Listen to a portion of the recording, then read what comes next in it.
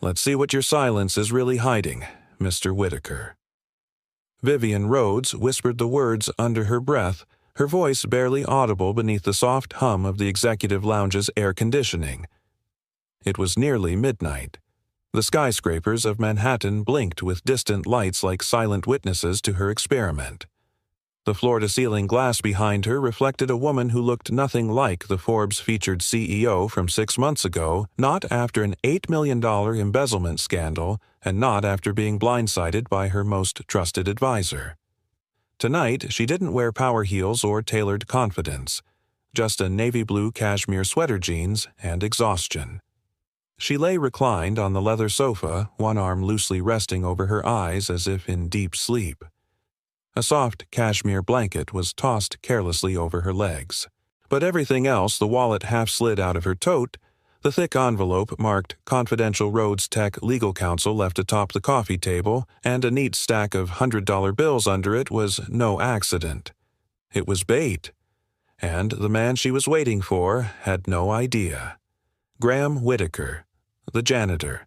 She'd noticed him for months, the way he avoided eye contact, never joined the cafeteria banter, and walked like a man who used to wear authority on his shoulders. Too quiet. Too perfect. Something about him didn't sit right. And after her last betrayal, she'd learned one truth. Trust is earned by temptation. At exactly 12:07 a.m., the sensor light clicked on. Footsteps, deliberate unhurried, entered the lounge. Vivian fought the urge to peek through her lashes. She heard the cartwheel softly squeak, then stop. Silence. A long, measured breath. Then footsteps again. Closer this time. She could feel it, the air shifting. Whoever he was staring at her. Vivian's heart raced. Will he take the money? Open the file? Instead, she heard a soft rustle. A book, thick hardbound, was placed gently over the exposed envelope as if shielding it from the room.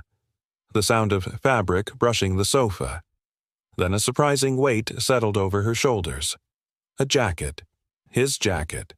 She felt its warmth seeping in, smelled the faint trace of cedar and laundry powder. And then the softest whisper so low it made her breath hitch.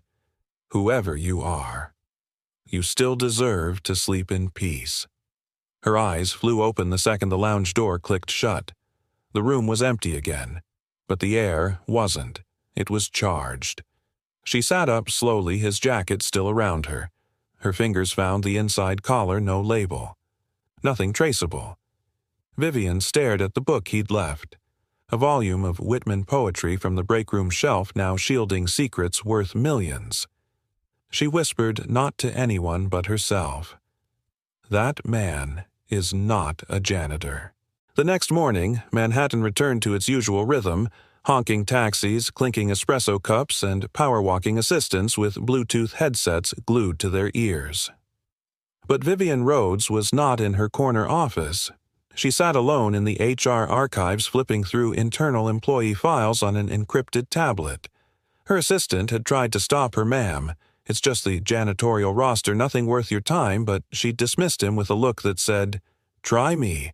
Search Graham Whitaker. No college listed, no references, no online presence. Application note. Looking for a quiet night shift. Flexible. Have a daughter. No phone. No phone. Who in Manhattan doesn't have a phone?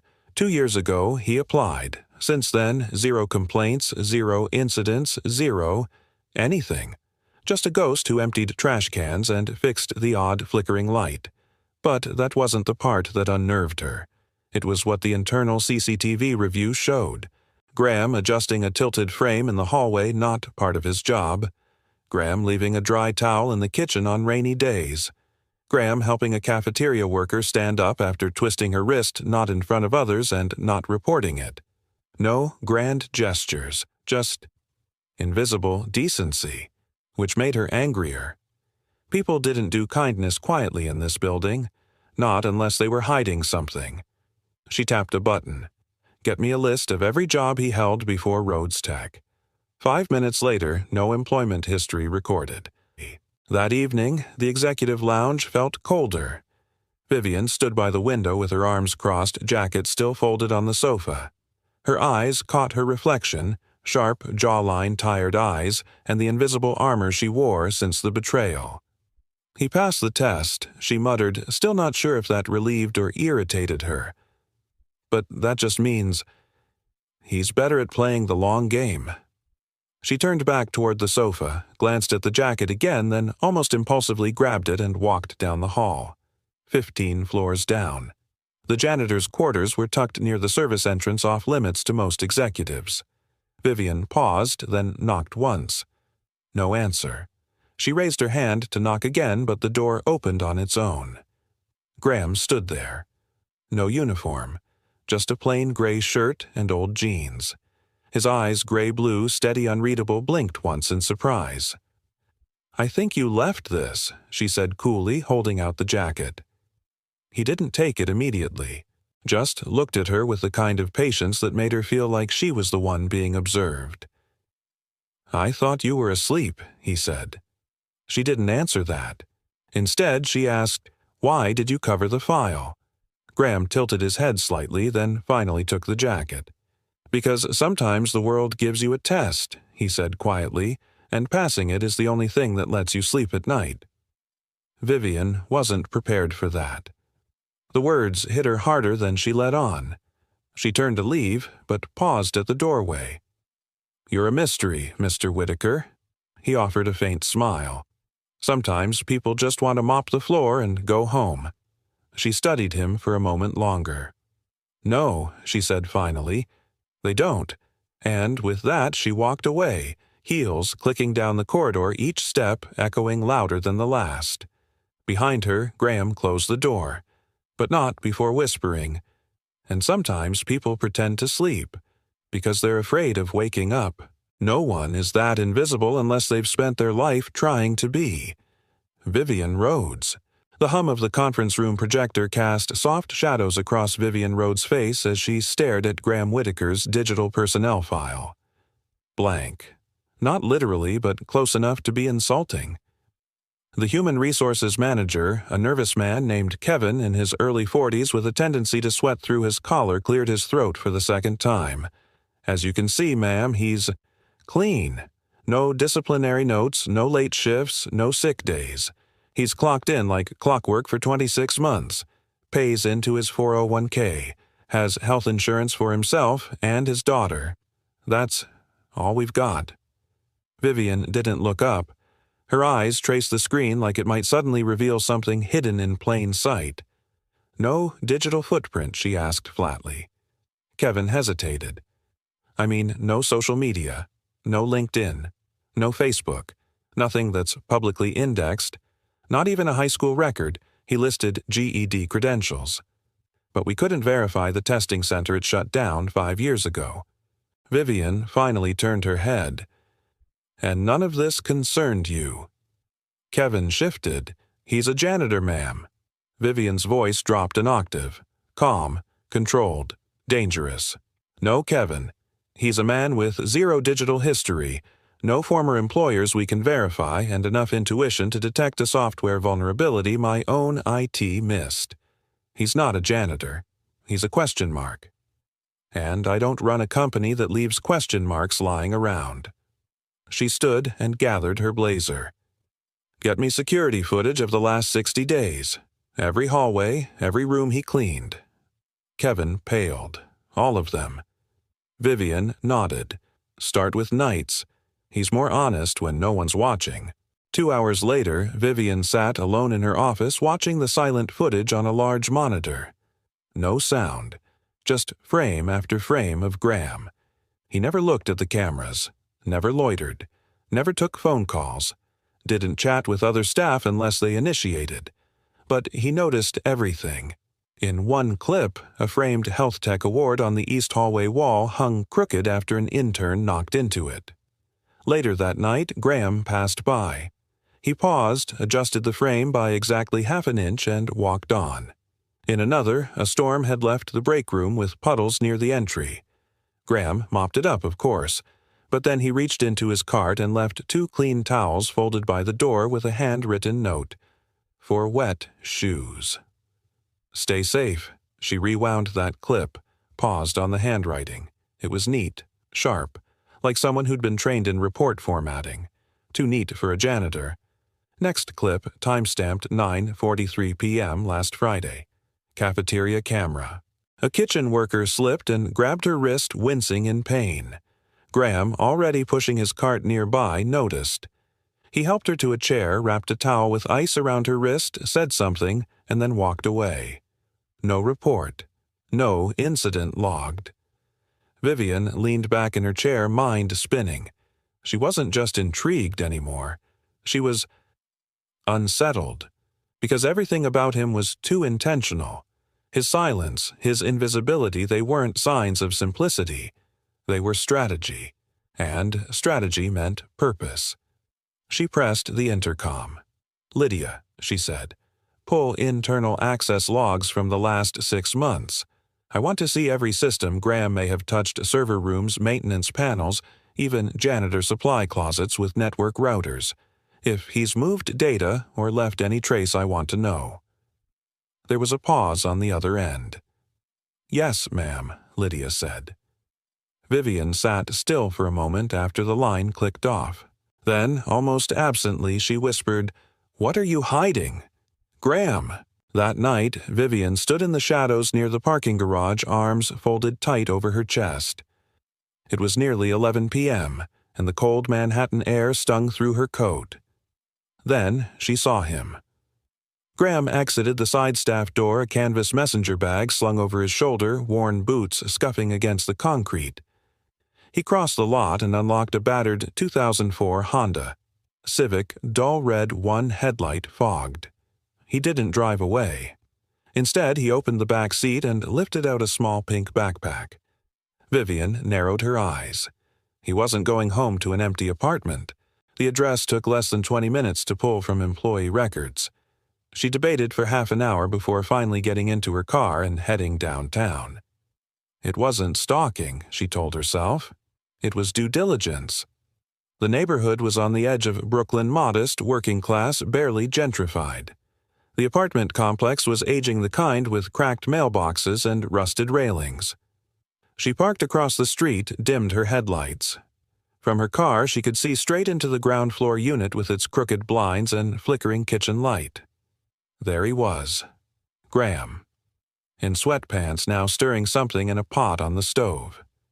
Steam fogged the windows. A small girl, maybe 8, sat at the kitchen table, legs swinging. Dark curls, pink hoodie. Her eyes brightened when he turned to hand her a bowl. She clapped. Vivian blinked. Graham smiled, fully smiled, the kind of expression she'd never seen at the office. Then he crouched next to her, helping her sound out a word from a workbook. She mispronounced it. He corrected gently. She tried again. "Spell beautiful," he mouthed. Vivian read his lips. "Beautiful," the girl said proudly. Graham nodded, pressed a kiss to her hair. Then, just for a moment, he turned away toward the refrigerator, and Vivian caught a glimpse of a photo pinned by a magnet. A woman. Early 30s, kind eyes, smiling. Next to it, a folded paper, handwritten. Vivian strained to read the title backward through the reflection in the window. It read, "To the man I failed, and the daughter you must never lose." Her breath caught. A suicide note. Back in her car, her hands tightened around the steering wheel. The streetlights outside made long shadows over the dashboard, but inside her chest was a silence she couldn't name. She had tried to trap him, and instead she had stumbled into a story that was nothing like the men who had burned her before. He wasn't ambitious, he wasn't charming, he was good, and good was harder to believe in. Vivian exhaled slowly, one hand brushing her temple. "You didn't choose to be a janitor," she whispered aloud, "but you chose not to let the world take your daughter too." The words sounded foreign in her own voice, because deep down she knew. The real experiment had never been about Graham. It was about whether she could still recognize honor when it didn't wear a suit. The alarm blared through the 22nd floor like a heartbeat out of rhythm. Vivian Rhodes dropped her pen, eyes darting to the glowing red alert on her monitor, System failure primary database access. Denied. Her stomach twisted. That wasn't just any database. That was the company's Patient Insight Cloud, a system storing confidential medical data for over 30,000 clients nationwide.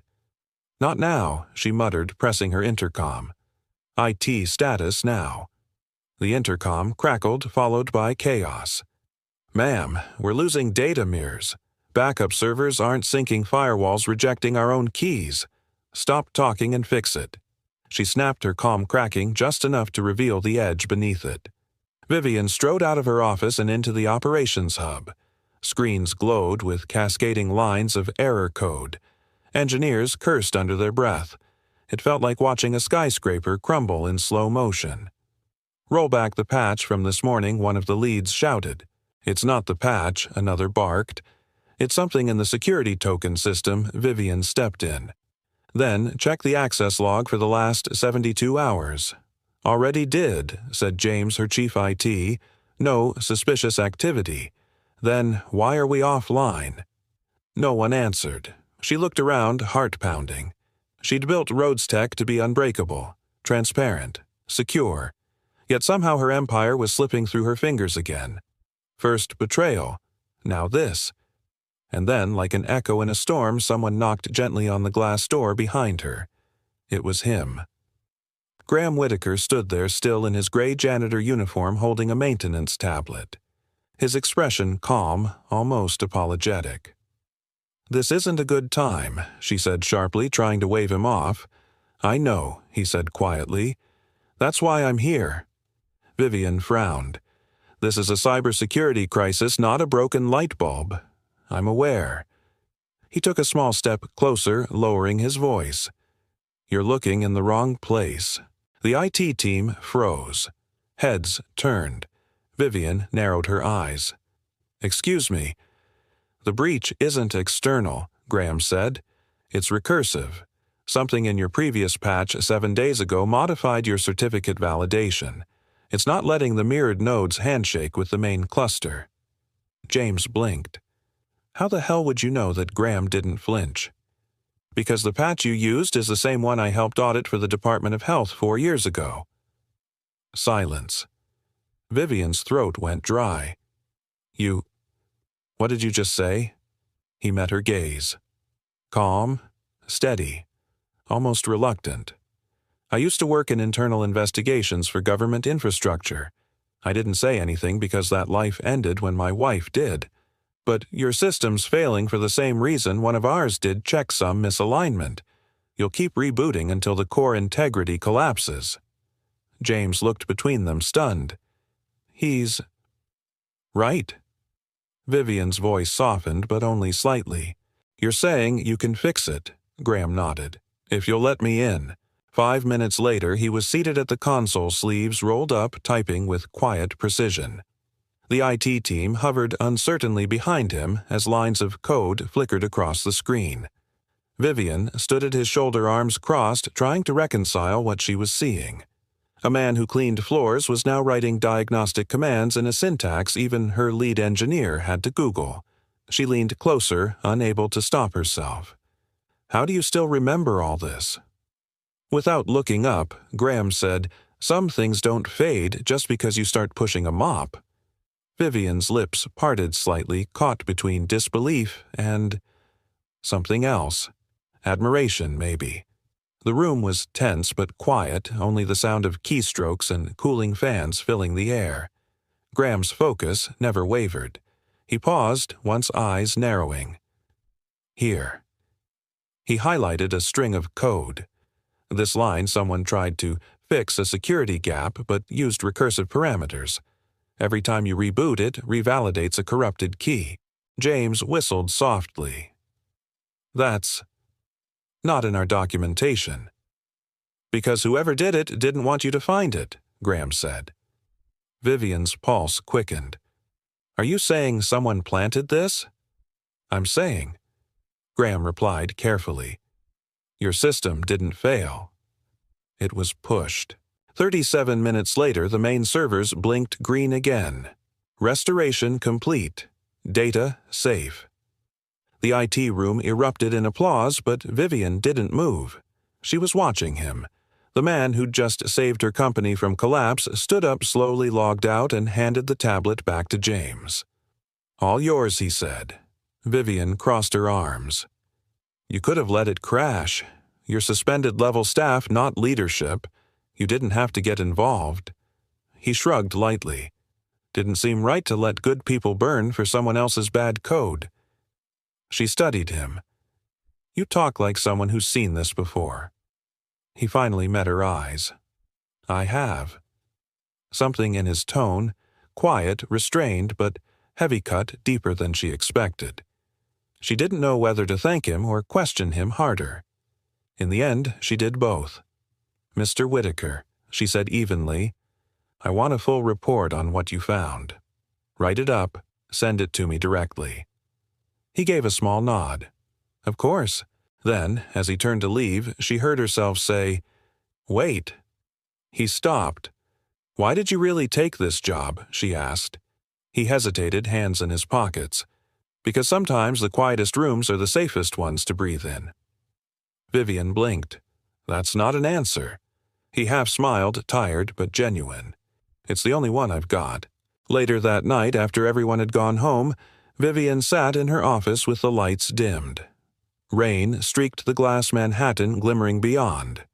On her desk sat the report Graham had sent her within an hour, short, methodical, and shockingly detailed.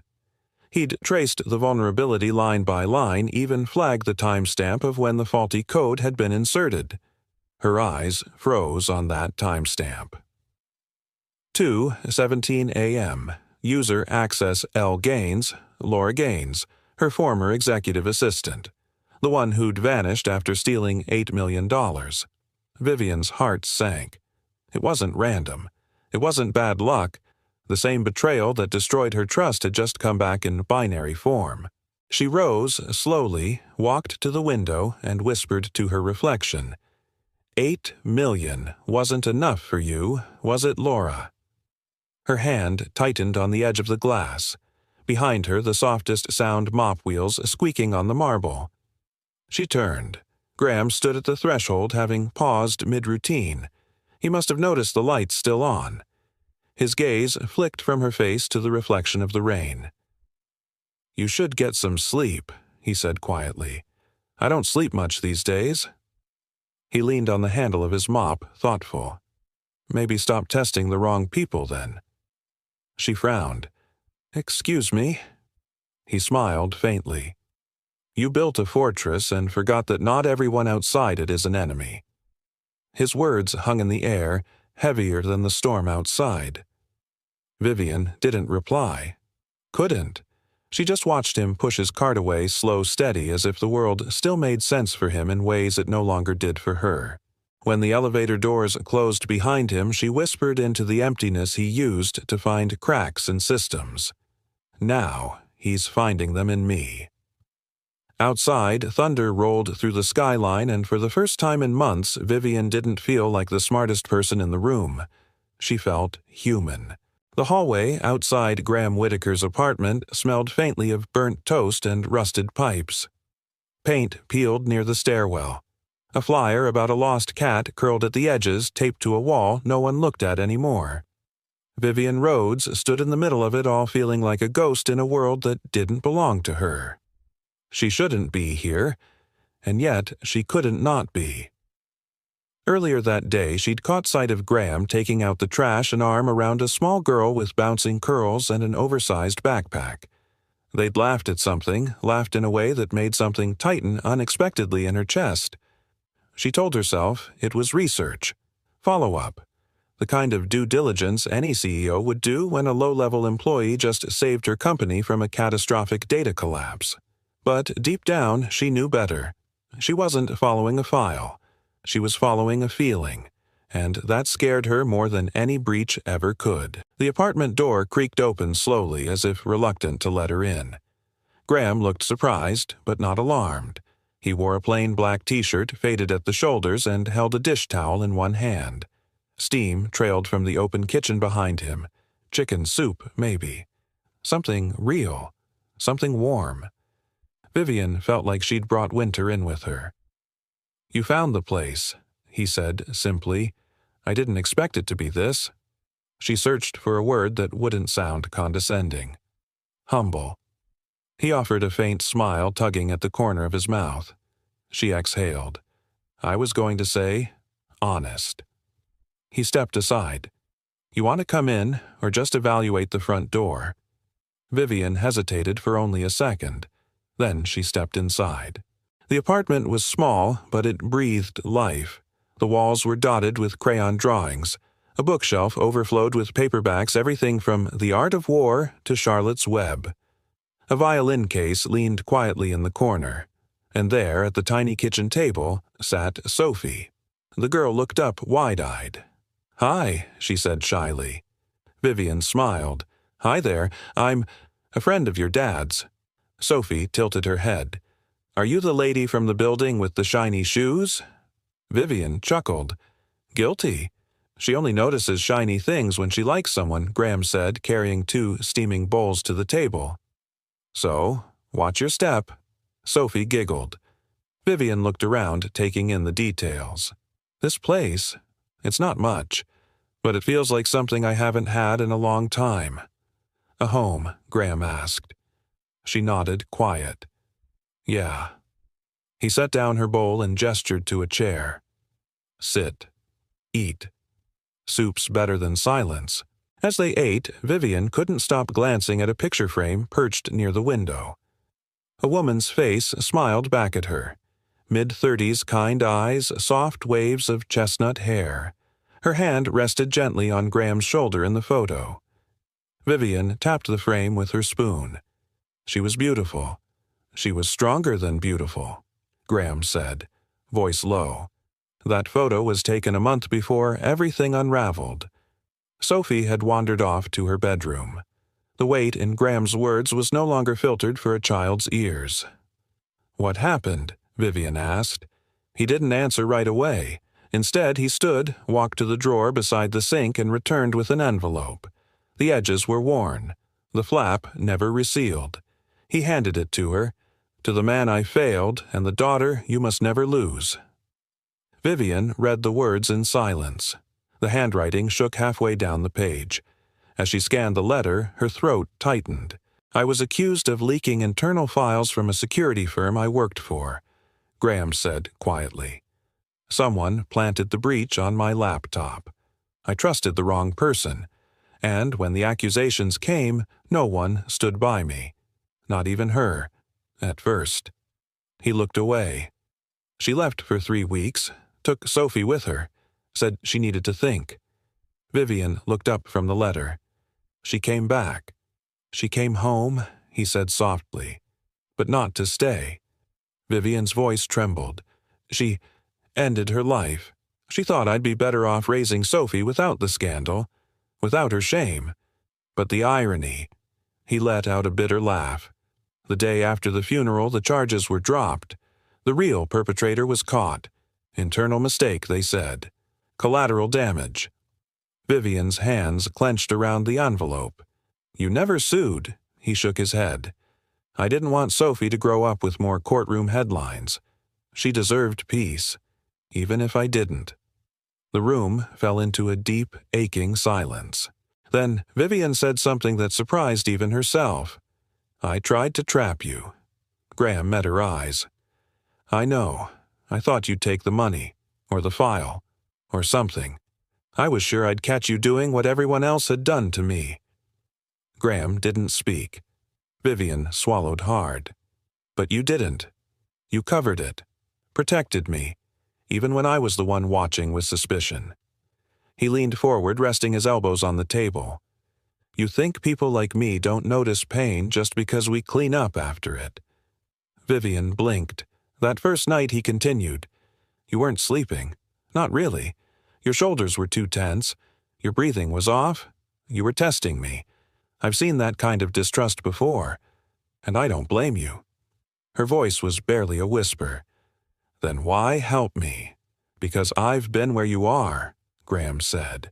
"When the walls close in and you don't know who you can trust.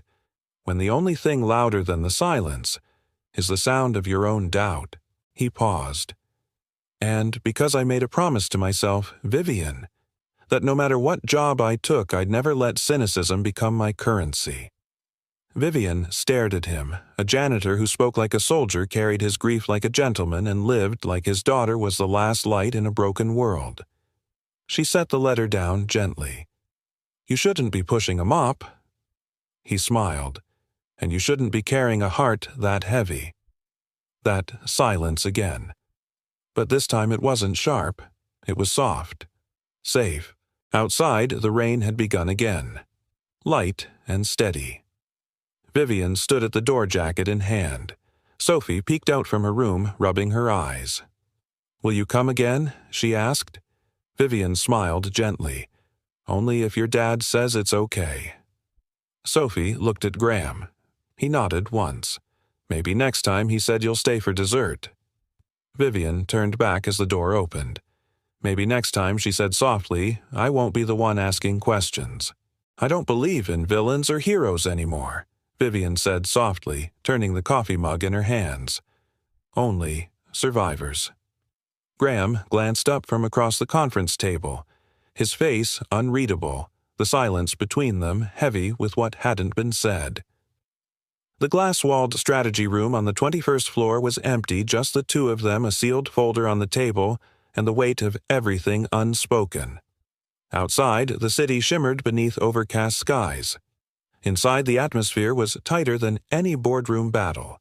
Vivian had asked for a private session, no assistants, no legal counsel, just her and Graham. The pretext was reviewing sensitive litigation from the recent data breach. But this wasn't about files. This was about trust. And maybe about something else neither of them could yet name. "I've read every deposition," Graham said, sliding the folder closer to her. "The whistleblower account doesn't hold. There's a ghost signature in the server access that points to internal redirection. Someone inside wanted it to look like a leak." Vivian didn't respond. She stared at the dark ring her mug left on the tabletop. "I know," she finally said, "but knowing isn't enough when the board wants a scapegoat." He leaned back slightly. "They think it should be me." Vivian looked up. "Do you?" Graham held her gaze. "If I did, I wouldn't be here." That answer, simple, grounded, landed harder than any legal document could. She exhaled, the air trembling between her fingers. "You never seem angry," she said. Graham's brow furrowed. "Why would I be?" "Because I put you under suspicion. Because your life was dismantled. Because you lost everything and somehow you're still showing up without bitterness." He was quiet for a moment, then said, "I don't carry anger. I carry the lesson." Vivian blinked. "People think anger is strength," he continued, "but it just eats your hands while you're trying to hold on to anything good." She swallowed hard. "What if you don't have anything good left?" "You're still here, aren't you?" he asked gently.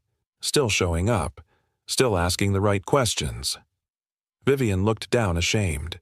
Even if those questions started as traps, he didn't flinch, especially then. She ran a hand through her hair, trying to steady herself. "You know what people see when they look at me. A CEO," he replied. "No, a cautionary tale. The woman who got played by her own assistant.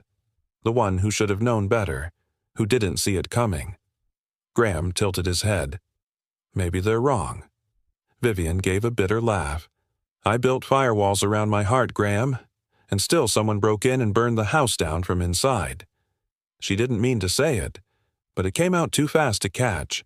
He nodded slowly, as if he'd known all along.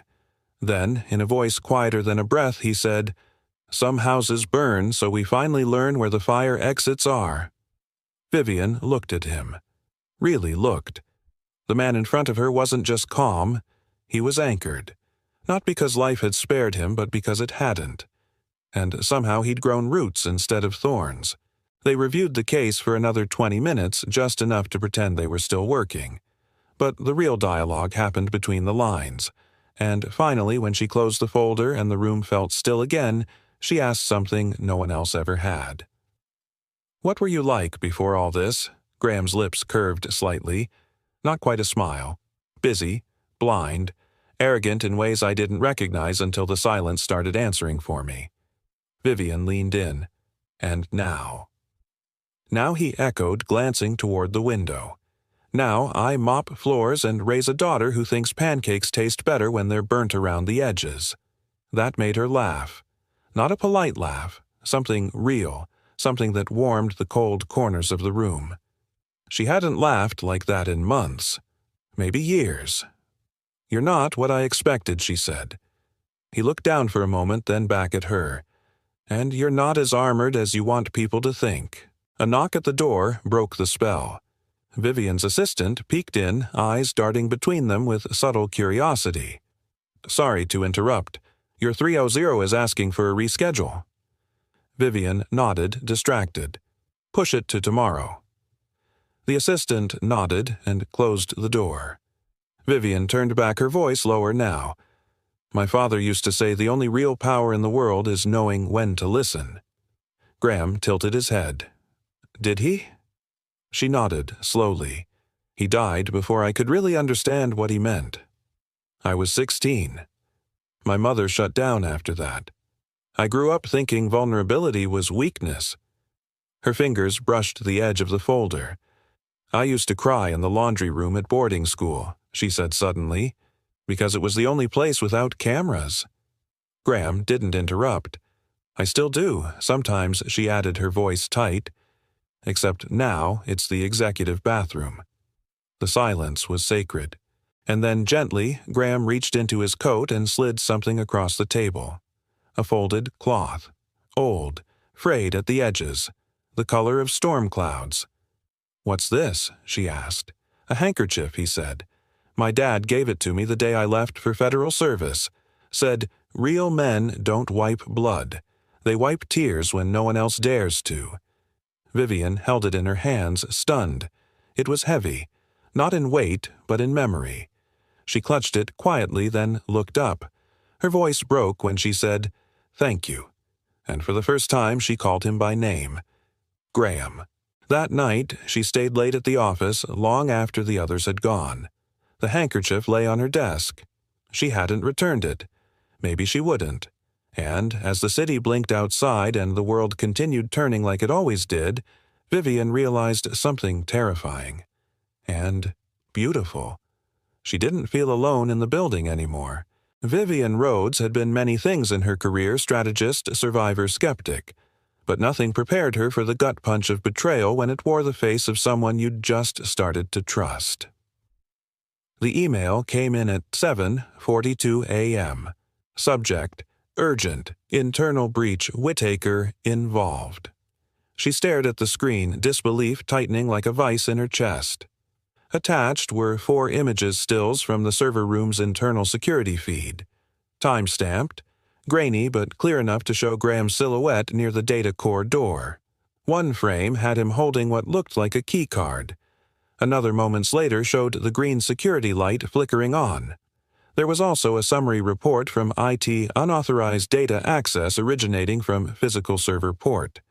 Final access badge recorded G. Whittaker. Data breach coincides with this physical entry. Her blood ran cold. It couldn't be. It didn't make sense. She stood abruptly, sending her coffee splashing onto her desk, and stormed down the hall to the executive war room. Half the board had already gathered, including Marcus Heller, the smirking snake of a senior partner she never fully trusted. He rose when she entered, smoothing his tie like he was already preparing for a press release. "We have a situation," he said, feigning concern. "No," Vivian replied coolly. "We have a claim." "That's not the same." He raised a brow. "You've seen the footage?" "Yes. And I've also seen fabricated footage before." Her voice sharpened. "Let's not confuse evidence with conclusion." Another board member, Diane from legal, spoke gently. "Vivian, the audit logs don't lie. It was his badge, his entry time. The breach correlates exactly. We can't ignore this." "I'm not ignoring it," Vivian snapped. "I'm saying it smells wrong." Marcus leaned in, lowering his voice like a man about to deliver a moral blow. He had motive, Vivian. access, and maybe a reason to resent you. Vivian didn't blink. You don't get to paint grief as motive. He's not who you think he is. Marcus pushed. No verifiable background. No employment trail before Rhodes Tech. He's a ghost, and now our servers have been haunted. Vivian's jaw clenched. Then why would a ghost stick around to fix our system last week? Why point out the very flaw he's now being accused of exploiting?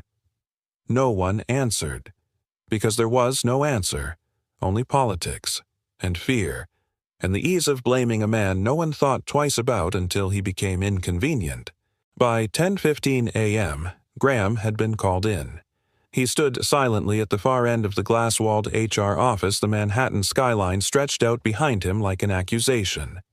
He looked calm. Almost too calm.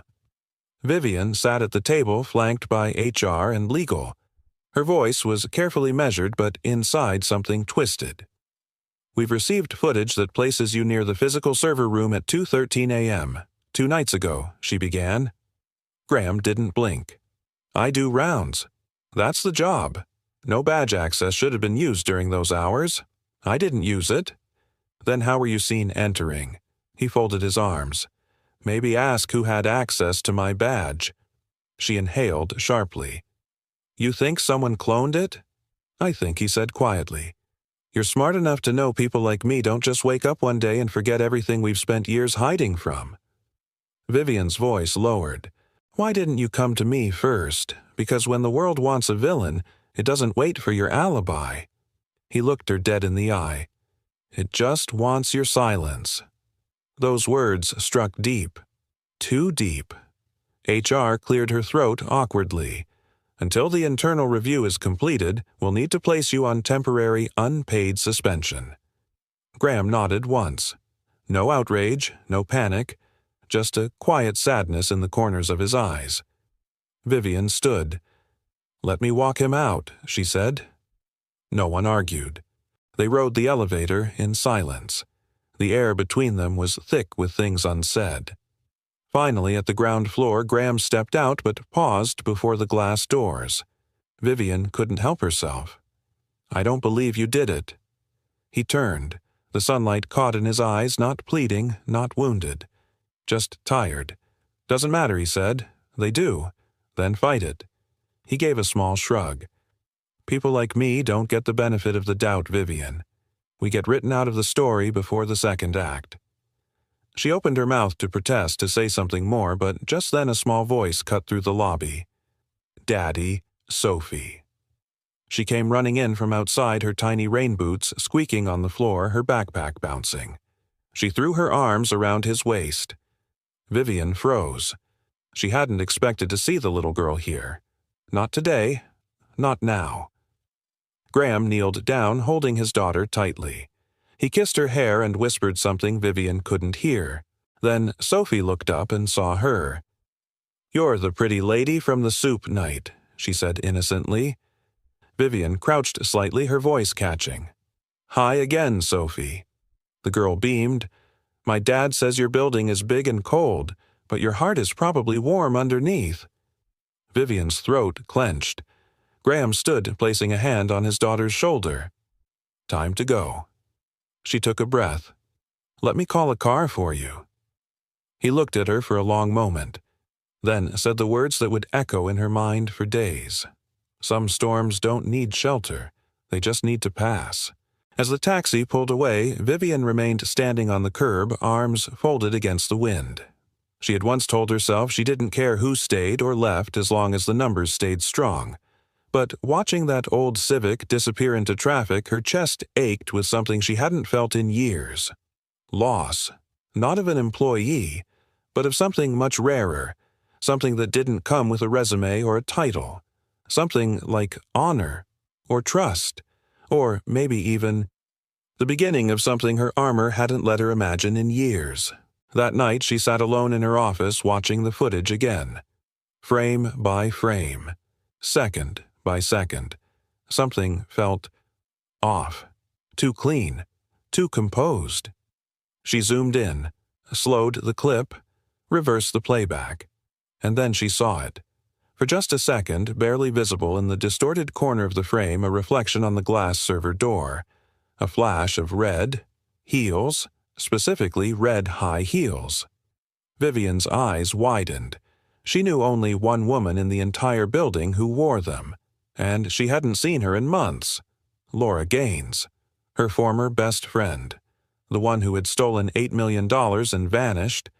The footage had been tampered with, and suddenly the story made sense. All of it. But the worst part, Vivian had let herself doubt the one man who never asked for anything, except the chance to quietly do the right thing. The security room was colder than Vivian remembered, or maybe it was just her nerves. The fluorescent lights hummed overhead, casting a sterile glow across the monitors stacked like silent witnesses. Each screen pulsed with time-stamped feeds from the company's vast network corridors, server rooms, elevators, lounges, an unblinking grid of memory. She dismissed the night shift techs and locked the door behind her. No assistants, no press team, no board members watching over her shoulder. Tonight, it was just her. And the truth. She pulled up the footage again, the one that had damned Graham Whitaker. Frame by frame, she examined the supposed breach.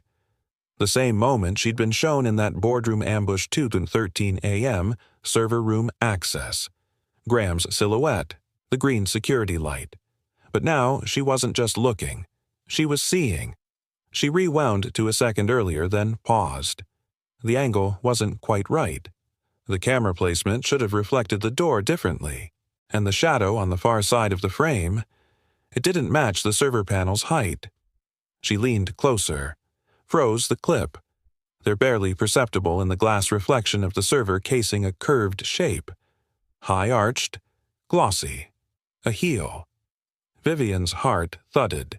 She zoomed in grainy pixel by pixel until the unmistakable color bled through red, and just like that memory rushed back like floodwater through a broken dam. Laura Gaines, her old friend, her former assistant, the woman who'd once toasted her birthday with champagne in this very building, the only person she'd ever allowed to use her office after hours, the only one who knew how to manipulate both camera blind spots and security clearance, and the only person known for her signature 4-inch red-bottomed heels. Vivian sat back in her chair, breath shaking. The footage was doctored. It had to be. They used Graham's badge as a smokescreen, but it wasn't him. And she'd almost let the world believe it. No, she had let the world believe it. She pressed her hands over her eyes, guilt clawing at the inside of her chest like broken glass. You built a fortress, Graham had told her, and forgot that not everyone outside it is an enemy. It was almost 3 a.m. when she picked up the phone. Not to call her legal team, not to alert the board. She dialed a number she never expected to use again. His. The line rang 3 times before a familiar, steady voice answered. Vivian. She exhaled slowly. I need you to come in. Silence. Then, is this about the breach? Yes, and the heels. Another pause, this one longer. I'll be there in 20, he said. Graham arrived in worn boots and a dark gray hoodie, the hood pulled down to reveal tired eyes that hadn't rested in days. They met in the same dim security room, the door clicking shut behind them. Vivian said nothing at first. She just pulled up the footage, turned the screen toward him, and let the evidence speak. As he watched, his jaw tightened, but his face remained calm. You saw it, he said quietly. I didn't want to. She looked at him, eyes glassy. I'm sorry. He didn't answer right away. Then almost too gently, I wasn't waiting for your apology. I was waiting to see if you'd look. Vivian swallowed hard. I did. Too late. But I did. He nodded once slowly. That means something. She turned away, gripping the edge of the desk. I told myself I was protecting the company, that neutrality was professionalism. But deep down, her voice cracked. I think I was just afraid to trust again. You had every reason to be. She faced him. No, I had excuses, and I used them to hurt someone who didn't deserve it.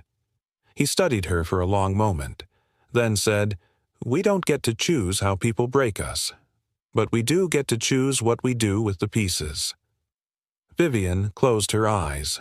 That voice, steady, unshakable, felt like standing next to a lighthouse in a storm. When she opened them again, her words came quieter. "Do you want to come back?" Graham raised a brow. "To cleaning floors?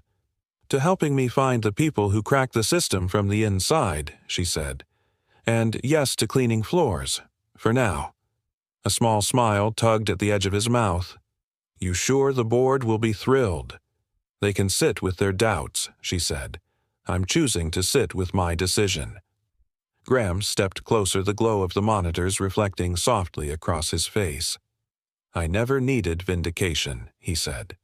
"But thank you for offering it anyway." Vivian nodded.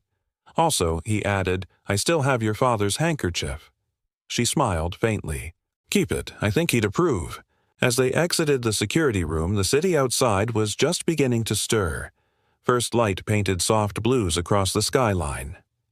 Vivian paused near the glass wall looking out. "You never asked me why I tried to test you that first night," she said. "I figured you'd tell me when it mattered." She turned toward him. "It mattered the second you walked away from temptation without ever looking back." He said nothing. And then she asked the question that had sat quietly in the corner of her heart for weeks. "Why did you come back tonight, Graham?" He met her gaze, steady, unflinching. "Because someone here," he said, "is finally learning how to trust again. And I wasn't about to let her do it alone." The rain started at 4 to 12 p.m. Soft at first, a whisper against the high glass windows of Rhodes Tech Tower. But by nightfall, it had grown into a full Manhattan storm, the kind that turned sidewalks into rivers and silenced even the loudest cabs. Vivian Rhodes remained in her office long after her staff had fled to beat the weather. Her heels sat abandoned near the door, her blazer folded across the back of a chair. She wore only a black turtleneck and slacks, now legs tucked under her as she read over the amended security protocols. Lightning flashed beyond the glass. Thunder rolled a beat later. She didn't flinch. What rattled her these days wasn't weather. It was silence. It was the stillness after trust had been broken and the slow, painful rebuilding of something more fragile than glass faith. In others, in herself. The power flickered at 7:06 p.m. She looked up. The lights blinked once, twice, then darkness, complete. A second later, the dim orange glow of emergency backup lighting kicked in, casting long shadows across her office.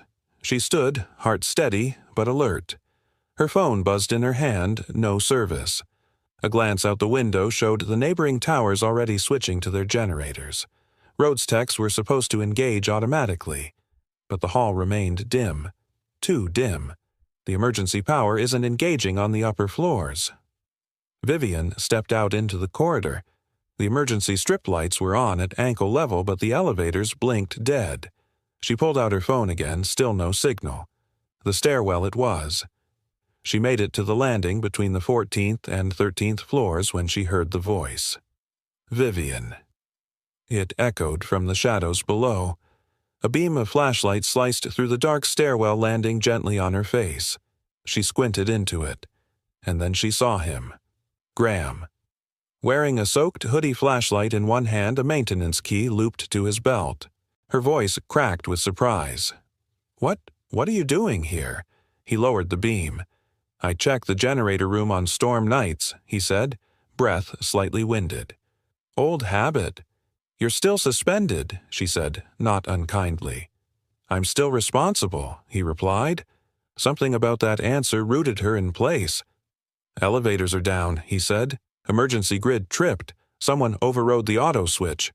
"Sabotage?" "Possibly." He looked her up and down. "Are you okay?" She nodded, but he was already climbing toward her, hand extended. "Come on, let's get you down safely." They reached the 12th floor landing before the thunder shook the walls. Vivian gripped the railing. Graham steadied her instinctively, his hand resting briefly at her lower back before he pulled away. "Sorry," he muttered. She shook her head. "No. Thank you." They continued in silence until the 9th floor where Graham suddenly stopped. "You hear that?" She paused. A faint whimper, a mechanical hiss. "Then the generator," he said. "It's running, but not routed."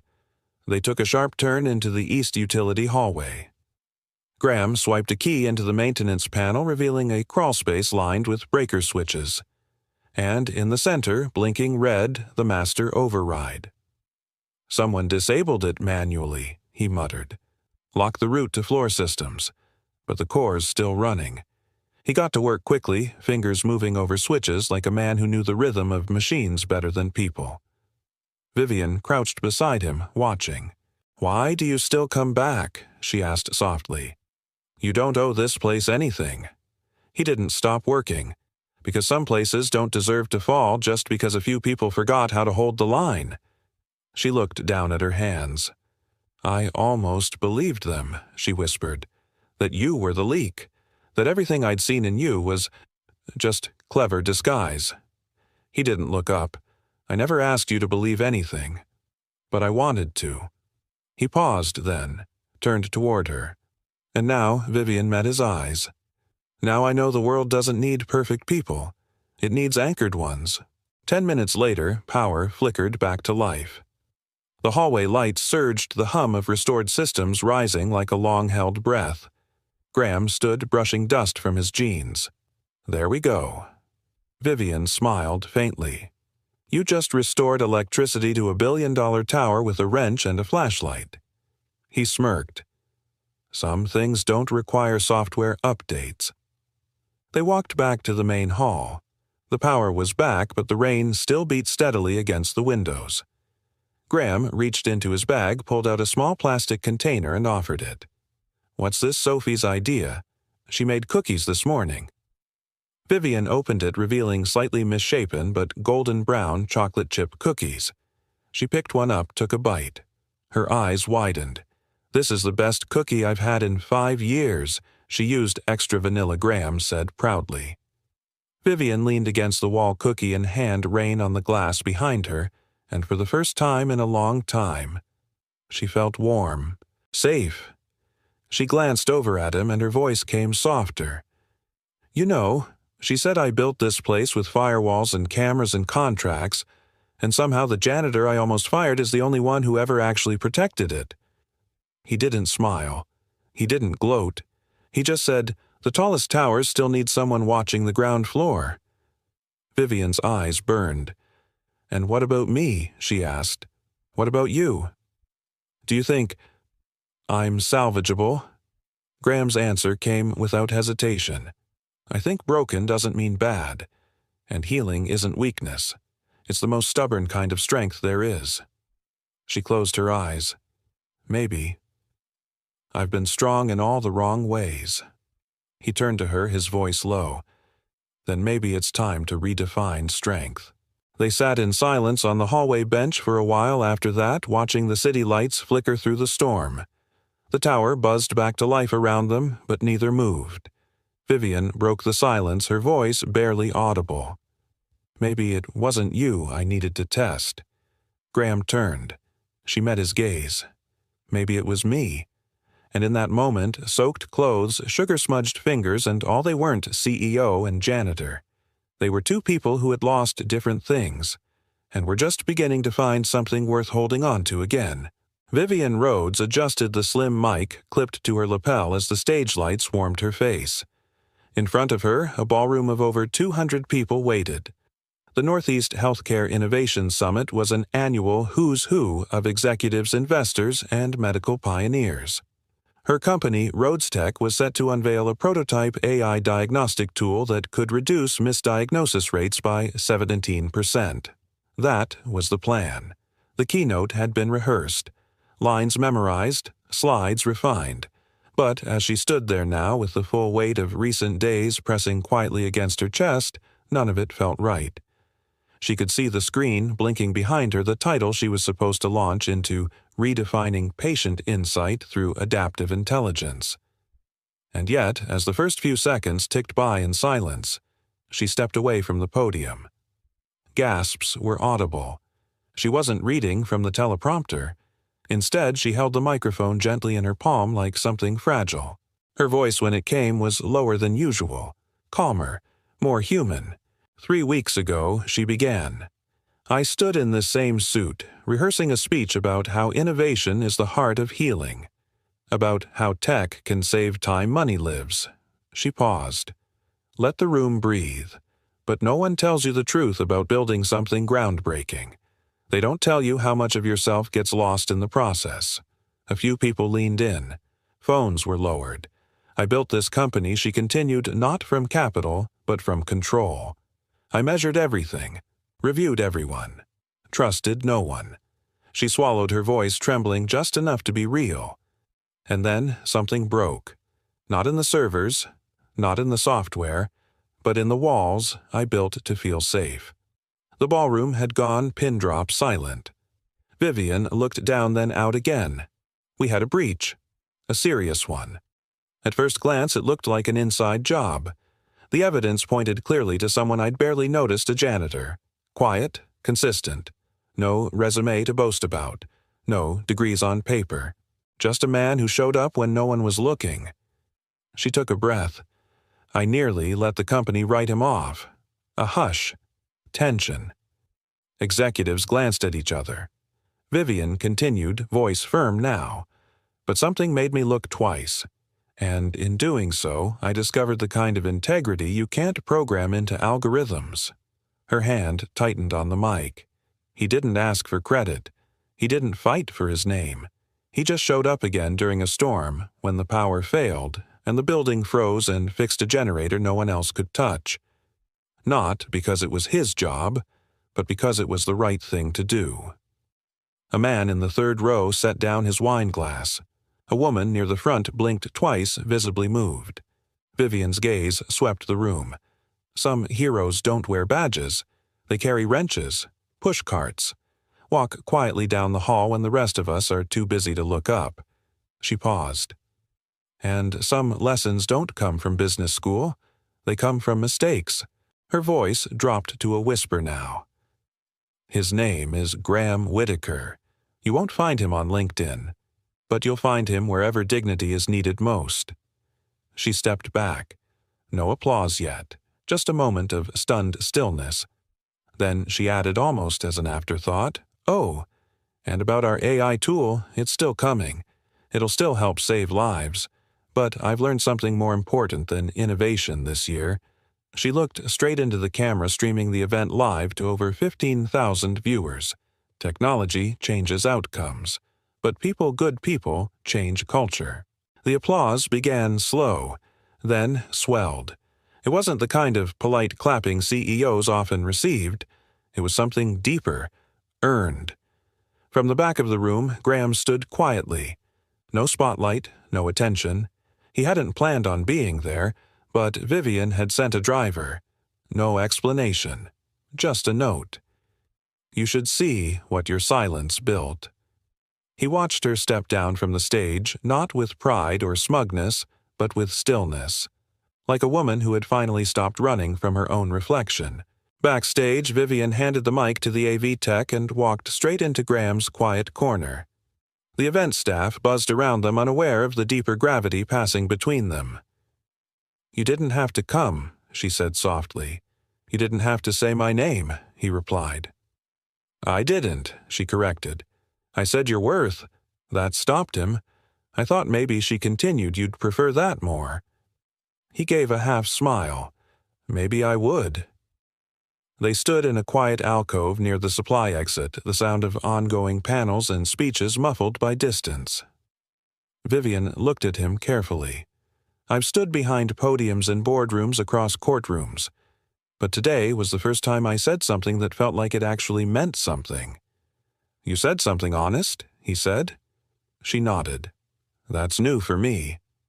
Graham stepped closer just enough to close the space between their guarded past and uncertain future. Truth has a strange way of sounding louder than everything else he said, even when it's spoken quietly. Vivian smiled, eyes misted. Maybe I'm learning to speak softly. He tilted his head, and carry what she looked down, then met his gaze. A better kind of power. As the summit wound down and the ballroom began to empty, no one knew that the most important moment hadn't happened on stage. It happened in the shadows, where a woman who had once built a world out of suspicion finally chose to believe in something unmeasurable, something unquantifiable, something like character. And the man who once swept the corners of her empire quietly and visibly had just helped her sweep out the ghosts, too. The hallway was empty, not in the way that meant no one was around, but in the way that meant something had ended. The company's internal investigation had officially cleared Graham Whitaker's name.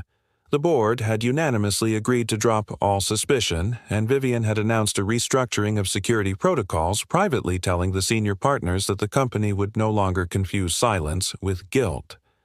Graham had returned to work, quietly, without fanfare, just the way he liked it. But something had shifted. He didn't clean with the same rhythm anymore. He lingered less. He stopped looking up when executives passed by. Vivian noticed, every time. That Friday evening, after most of the staff had gone home, she stood alone in the sub-level maintenance corridor, the place where no press ever visited, where no investor cocktail ever reached. The janitor lockers lined the walls in dull gray rows. Her heels clicked softly on the linoleum floor. Locker 27. His. She slipped a cream-colored envelope into the air vent slit just above the handle. It had no name, only his initials, hand-lettered in dark blue ink, GW. Then she walked away. Graham found it the next morning. The envelope was thick. The paper textured real, not company-issued. Inside, 2 items. First, a printed document with Rhodes Tech letterhead. Second, a folded handwritten note. He read the document first. Full academic scholarship for Sophia Whitaker, issued by Rhodes Tech Foundation for Futures Value. Full tuition 4 years, any accredited U.S. institution of her choosing. Start upon high school graduation. Renewable with satisfactory standing. Graham didn't move. He read it twice. 3 times. Then slowly unfolded the note. I don't know what the future holds, Graham. I only know I want to believe in it again. For a long time I built walls that I mistook for strength. You taught me that true strength lives in quiet places like a lunchbox packed with care, or a broken code fixed without credit. You never asked me for anything. But this is something I want to give. Not because I owe you, but because I believe in what Sophie will become, if she's raised by a man like you. And maybe if we're lucky, she'll grow up in a world a little less guarded than the one we did. If someday the rain comes again, don't walk away. Stay. V. Later that evening, Graham stood outside Vivian's office. He didn't knock. He didn't speak. He just slipped the envelope back under her door, but with something added. A single sheet of paper. No words, just a drawing. Crayon. Purple and green. 3 figures under a giant umbrella. 1 tall, 1 with curly hair, and 1 in a dress and heels holding the umbrella for them both. A tiny signature in the corner, Sophie W., age 8. The following Monday, Vivian opened her locker. Yes, her locker. She'd asked to have one installed in the staff wing. Told HR it was a symbolic gesture, but really, it was a way to be closer to the ground floor. Inside the locker, a folded note taped to the back wall, written in a familiar sharp hand. If you're reading this, it means you made your way back to the roots. That's where things grow after all. Thank you not for the scholarship, but for the fact that someone like you can still change. People say power corrupts. I think, maybe, sometimes it just isolates. But you let someone in, and maybe that's the bravest thing I've ever seen. G. They didn't talk for 2 days after that. No reason, no tension, just space. Gentle like the pause between 2 deep breaths. On Wednesday, Vivian stood in the lobby during a quiet lunch hour watching the rain tap against the rotating glass doors. Outside New York buzzed on as usual. She turned when she heard soft footsteps. Graham was walking toward her carrying a cardboard tray with 2 coffees and something in a brown paper bag. I owed you lunch, he said casually. Vivian arched an eyebrow. Since when? Since the night you called me at 3 a.m. and forgot to ask if I'd eaten. She took the cup, smiling. I hadn't, I figured. They walked together into the quiet side lounge, not the sleek executive lounge upstairs, but the older one tucked near facilities with creaky leather chairs and a flickering vending machine. It felt real. Vivian sat across from him. Do you miss who you were before all this? He sipped his coffee, thoughtful. I miss the clarity. The way I used to believe everything had a clean answer, right, wrong, truth, lie. And now I know the truth can wear work boots, and lies can wear Armani. Vivian chuckled. Did you just insult my wardrobe? No, he said with a sly smile. Just complimented mine. She leaned back, voice softer. Do you think whatever it is, this place between trust and something more can last? He looked at her carefully, then said, only if we keep choosing it. One quiet moment at a time. She nodded, and for once silence didn't feel like distance. It felt like home. That night, Graham walked Sophie to bed with her usual story time and silly voices. She asked halfway through, brushing her teeth, did the lady with the nice hair like my drawing? He smiled. I think she liked it very much. Are we going to see her again? Graham tucked a strand of hair behind her ear. I think so. Good, Sophie whispered. She looks like she needs people who don't lie. Graham's breath caught. Kids always saw what adults tried to hide. He kissed her forehead and whispered back, she's learning, just like the rest of us. In a world full of conference calls, fake smiles, and carefully polished glass towers, two people, one with a past, one with a fortress, had begun something radical. Something soft. Something that didn't need a name just yet, but might someday look a lot like hope. The rain came back like it had a memory. It wasn't the angry kind of storm that tore at the city's bones, nor the soft drizzle that vanished into glass. It was steady, rhythmic, cleansing, like someone up there had decided it was time to rinse the past away. It was a Friday night in Manhattan, and inside a small apartment tucked just past the corner deli and the cracked mailboxes of an old building, a light glowed through the window. Inside, Graham Whitaker stood in the kitchen, barefoot sleeves rolled up, flipping pancakes on a cast-iron skillet, while Sophie sat cross-legged on the counter, clutching her stuffed rabbit like it held court over the dinner menu. Dad, she whispered, glancing at the window, she's not coming. Graham smiled gently without turning around. Rain takes its time. You said she wasn't afraid of rain anymore. He flipped a pancake with practiced ease. I said she's learning not to be. Sophie gave a small sigh, then hopped down and ran toward the door. It wasn't locked. It never was on nights like these. 3 minutes later, a small voice echoed through the hallway. Dad. There's someone with a purple umbrella at the gate. Graham wiped his hands on a towel and walked to the door, slowly, heart already knowing before his eyes confirmed it. There she was, Vivian, standing outside the gate in a long navy trench coat, hair damp under a beanie, holding a large purple umbrella, the exact shade of the one he used to carry when Sophie was smaller and couldn't fall asleep unless she heard rain on fabric instead of glass. She wasn't wearing heels tonight, just boots. The kind of shoes you chose when you didn't intend to leave quickly. He opened the door but didn't say anything. She didn't either.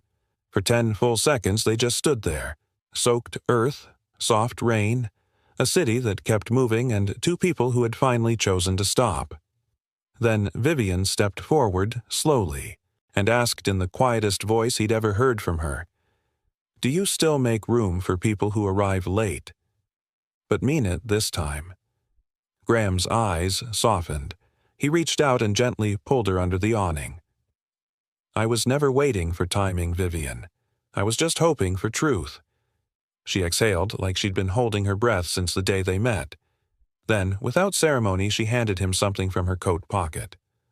A folded sheet of paper, water-spotted ink smudged, but her handwriting was unmistakable. He opened it. 3 lines. I don't want a title. I don't need control, but I'd like to stay if you'll have me." Inside the apartment, the light felt warmer than usual. Vivian sat at the kitchen table, Sophie now tugging at her hand like they were already best friends again. "She made cookies," Sophie declared. I remember Vivian smiled. "They had extra vanilla. I added cinnamon this time." Graham raised an eyebrow. "Did you ask first?" Sophie looked sheepish. "No, but she looks like someone who needs cinnamon." Vivian laughed, and this time it reached her eyes. Later that night, they sat by the small window. Rain still tapped the glass. The city blurred behind it, just vague lights and slow taxis. But inside, everything was clear. Vivian rested her head gently against Graham's shoulder. Sophie had fallen asleep on the couch, her drawing pad still clutched in one hand. Another sketch this time of 3 figures in a kitchen, a dog she hoped they'd one day adopt, and a window where the rain didn't come in, but just stayed outside. Graham broke the silence first. "Remember that night I found you pretending to sleep?" Vivian smiled without opening her eyes. "I remember thinking you'd take the bait. I remember thinking you looked like someone who hadn't let herself rest in years." She turned to him. Her voice was low, reverent. "And you looked like someone who knew how to protect peace, because he'd already lost it once." He looked down, gently brushed her hand with his thumb. "We've both earned some peace now." Outside, thunder rolled gently over the city. Vivian sat up and glanced toward the kitchen. "I never did learn how to make pancakes." "You don't need to," Graham said. "Oh, come on," she smirked. "There has to be something I'm useful for." "You're good with scholarships," he teased. She threw a napkin at him, then paused and said softly, "I'm learning how to stay Graham. That's all I want to be useful for right now." He nodded, then stay. No contracts, no titles, just that. In the days that followed, the company shifted quietly. Vivian implemented a new policy, open access scholarships to children of staff in service roles. She called it the Whitaker Initiative. She never announced why, but everyone knew. And as for Graham, he never changed his job title. Still facility support. Still wore the same gray uniform. But people greeted him differently now. They stood a little taller when he passed. And when new hires asked who he was, someone would usually smile and say, "That's Graham. He keeps the lights on even when the system fails." A month later, as the last leaves of autumn brushed the sidewalks in Manhattan, Graham found a note taped to his locker again. Vivian's handwriting. Just one sentence this time. "I'm not afraid of the rain anymore." He smiled, taped a reply underneath. "Good, because the forecast says we've got years of it ahead, and I bought a second umbrella." That night, in a kitchen that was too small for the size of the hope inside it, they made pancakes again. One burnt, one lopsided, one perfect. And outside, the rain kept falling soft and steady. Not a threat, not a test, just a reminder that sometimes the most beautiful beginnings start with a quiet return. And maybe that's what life is really about. Not the moments that go viral, not the trophies or the titles, but the quiet kindnesses that no one sees, the people who stay when the storm comes back, and the courage it takes to trust again after everything's been broken. Have you ever met someone like that? Someone who reminded you what goodness looks like when the world forgot? If you've lived a story like this or witnessed one, share it in the comments below, because somewhere out there your story might be the hope someone else needs tonight. And tell us, where in the world are you listening from? We love hearing where our stories find their way. If this story touched your heart, please take a moment to subscribe to our channel so you won't miss the next one. Every story here is a reminder that light still exists even in the quietest corners of ordinary lives. Thank you for spending your time with us. From all of us at Shadows to Stars, thank you for listening, for feeling, and for believing that every small act of kindness still matters.